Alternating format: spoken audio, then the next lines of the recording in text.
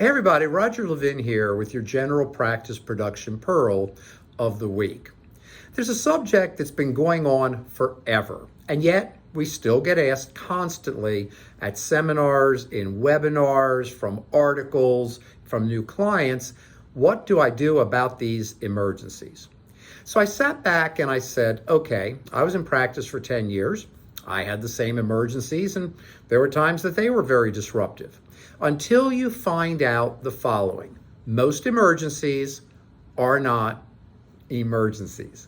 Most emergencies are not emergencies. What they are people that think they have a problem or think they're going to have a problem calling you. Now, I don't have any real data, but I would estimate, and I've asked hundreds of dentists this question once I explain most emergencies are not real emergencies, that only about 5% of the emergency calls you get are real emergencies. So why not start with a couple of questions? Are you in pain? On a scale of 0 to 10, how intense is your pain?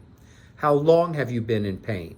Now, some people wake up in the morning in pain. When people are in pain, we need to get them in one way or another and get them out of pain.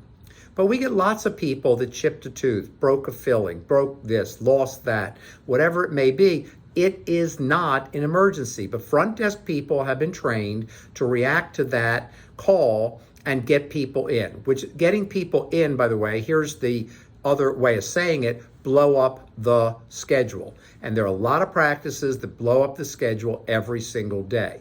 Now, why are emergencies so difficult? One, we don't know when they're coming. Two, we don't know how many we'll get a day. So Levin Group has never advocated leaving emergency blocks in the schedule because we never know what we're going to get. And when you have unfilled chair time, remember from previous pearls, you can never recover it. You will lose between $3 million and $6 million on unfilled chair time in a 36-year career. I've run all the numbers. I've built the models. It's absolutely valid. Consider it a mathematical fact.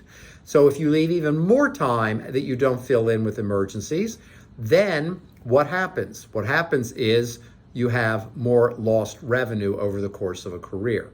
So front desk staff have to learn to triage the emergency call. Is it real or not? If it's real, we work out to bring them in. Another example, you tell them, okay, we can get you in at 10 o'clock and they can't make it. That is not a real emergency. If you are in pain, you're not worried about a meeting at work. You're not worried about picking up a kid. You make arrangements to deal with that if you're in real pain. So we need to train our front desk to triage. Real pain, we do A.